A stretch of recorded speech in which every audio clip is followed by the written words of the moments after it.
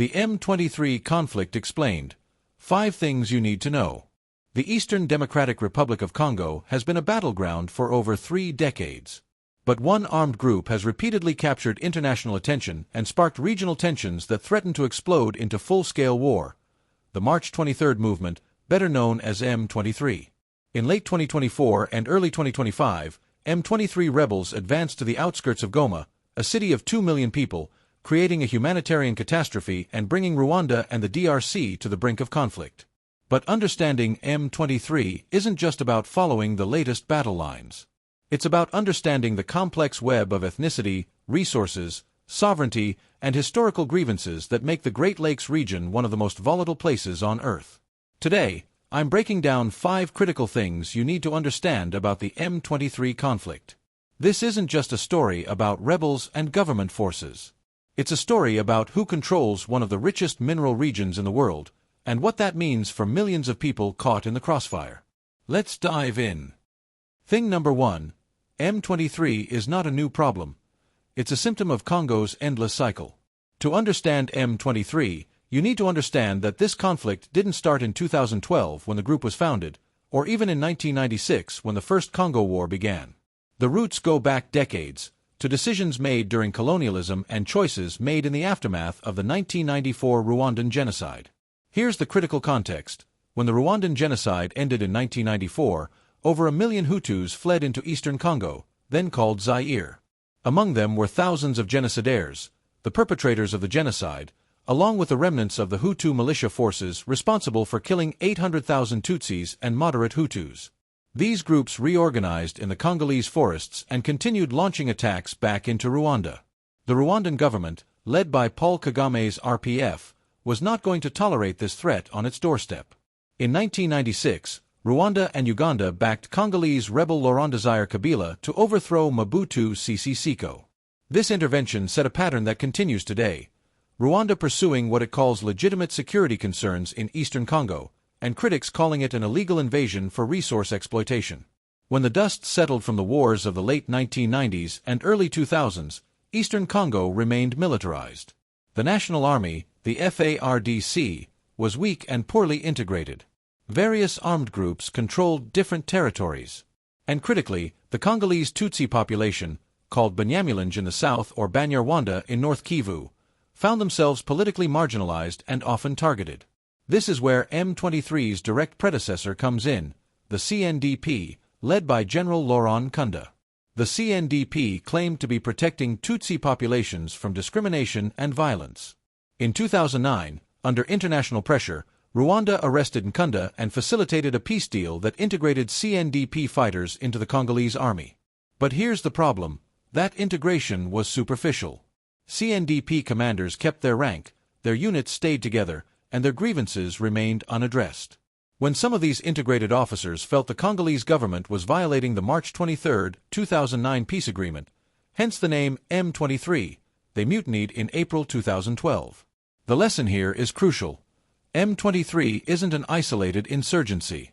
It's the latest manifestation of unresolved ethnic tensions, weak state institutions, competing regional powers, and the legacy of genocide that continues to haunt the Great Lakes region 30 years later. The Rwanda question, support that's denied but documented no aspect of the M23 conflict is more contentious or more important than this, Rwanda's role. The Rwandan government categorically denies providing support to M23. President Kagame has called these accusations propaganda and part of a campaign to demonize Rwanda. But the evidence of Rwandan support is overwhelming and comes from multiple independent sources. United Nations expert reports have repeatedly documented Rwandan military support to M23.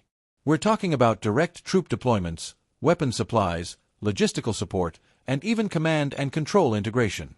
In 2012 and 2013, UN investigators found that Rwandan officers were commanding M23 units. Similar findings emerged when M23 resurged in 2021 and 2022. Why would Rwanda do this? Kigali offers 2 main justifications. First, security concerns. Rwanda points to the presence of the FDLR, the Democratic Forces for the Liberation of Rwanda, a Hutu militia that includes genocidaires and continues to operate in eastern Congo. Rwanda argues that if the Congolese government won't eliminate this threat, Rwanda has the right to defend itself. Second, the protection of Tutsi populations. Rwanda positions itself as the defender of Tutsis throughout the region, arguing that the Congolese government either cannot or will not protect Banyamulenge and Banyarwanda communities from ethnic violence. But critics argue Rwanda's motivations go far deeper: economic exploitation. Eastern Congo sits on some of the world's richest deposits of coltan, gold, tin, and other valuable minerals. Reports have documented how minerals from M23 controlled areas flow across the border into Rwanda, where they're exported as Rwandan products. This conflict minerals trade generates hundreds of millions of dollars. There's also a strategic dimension.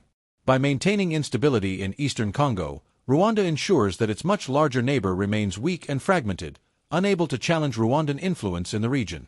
Some analysts argue that Rwanda has effectively created a buffer zone in eastern Congo that serves its security and economic interests. The international community has been inconsistent in responding to this. Western powers, particularly the United States and United Kingdom, have been historically reluctant to pressure Rwanda too hard, partly because of guilt over the international community's failure to stop the genocide, and partly because Rwanda is seen as a development success story and stable partner in an unstable region. But this calculation is changing.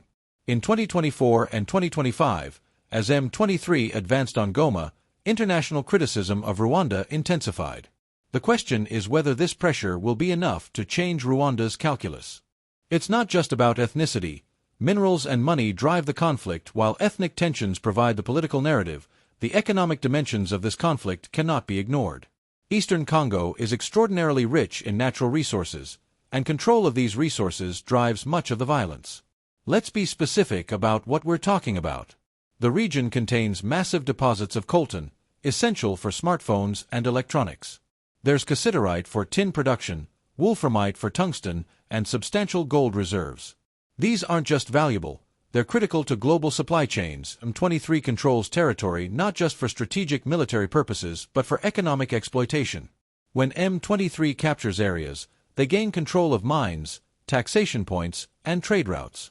This generates revenue to pay fighters, buy weapons, and sustain operations. The mineral trade works like this. Armed groups control mines directly or tax miners and traders. The minerals are transported to trading centers, often crossing into Rwanda or Uganda.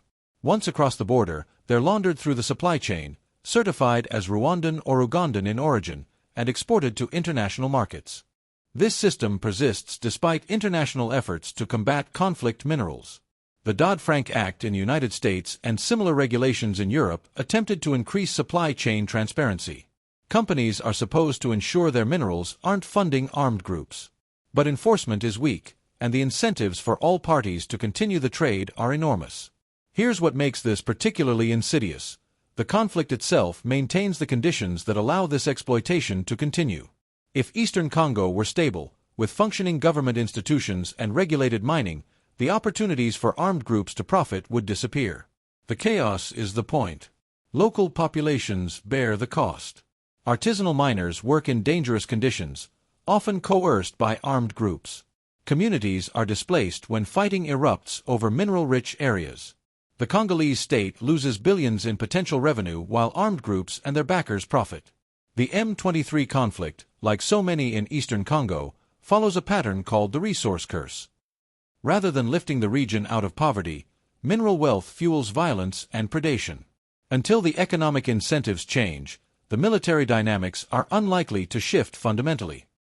The humanitarian cost, millions displaced, thousands killed behind every discussion of geopolitics and minerals are millions of real people whose lives have been shattered by this conflict.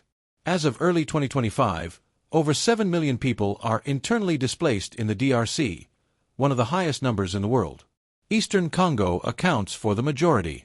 The recent M23 offensive toward Goma has displaced hundreds of thousands more in just a few months. These aren't just statistics. We're talking about families fleeing with nothing, walking for days to reach overcrowded displacement camps.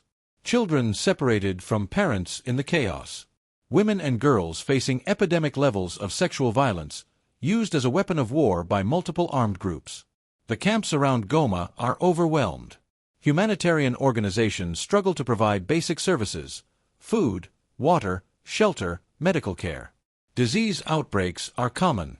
Cholera, measles, and other preventable illnesses kill people who've already survived violence and displacement. The psychological trauma is generational. Children growing up in this environment know nothing but conflict. Education is disrupted. Normal childhood development is impossible. The long-term mental health crisis this creates will affect the region for decades. And it's not just M23. Eastern Congo hosts dozens of armed groups. The ADF, Codeco, various Mai-Mai militias, each controls territory, each commits atrocities, and civilians are caught in the middle. The M23 offensive has disrupted this already fragile balance, triggering fighting among other groups and creating new waves of displacement.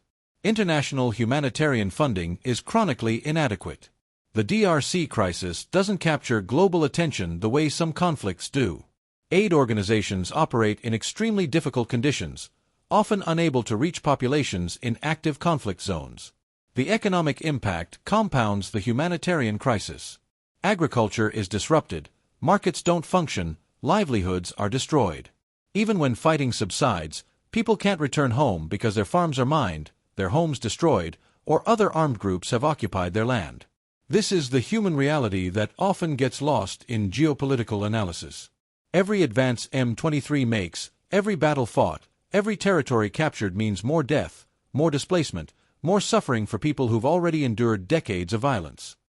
The regional and international dimensions. Why this conflict matters globally. The M23 conflict might seem like a local or regional issue, but its implications extend far beyond Eastern Congo. First, there's the risk of regional war. The DRC and Rwanda have come close to direct military confrontation multiple times. Congo's president, Felix Tshisekedi, has called Rwanda's support for M23 an act of aggression. If this escalates into conventional war between these countries, it could draw in other regional actors. Uganda, Burundi, Angola, and others all have interests and could be pulled in.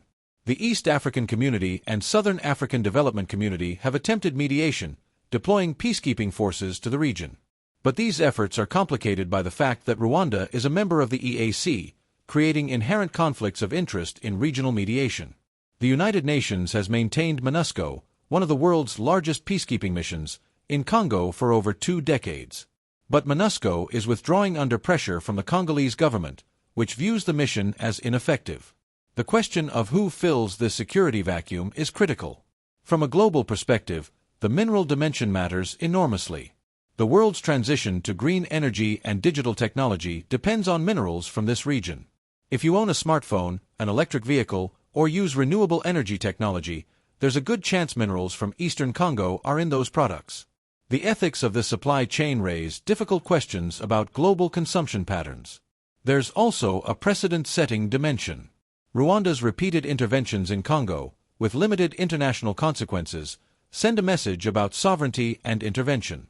If a stronger country can repeatedly violate its neighbor's territory citing security concerns, what does that mean for international norms?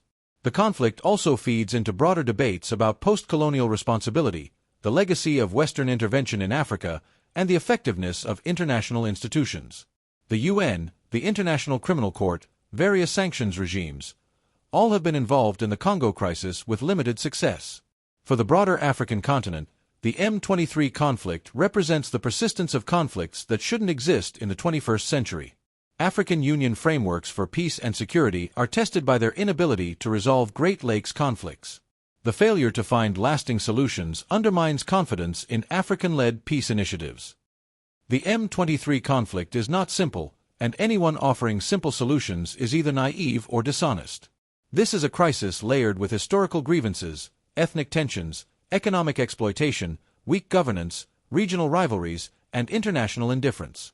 It's a conflict where multiple parties bear responsibility: M23 rebels, the Rwandan government, the Congolese state, other armed groups, international mineral companies, and the global community that consumes the products made from conflict minerals. What's clear is that military solutions alone won't work. Eastern Congo has seen military interventions for 30 years, and the violence continues.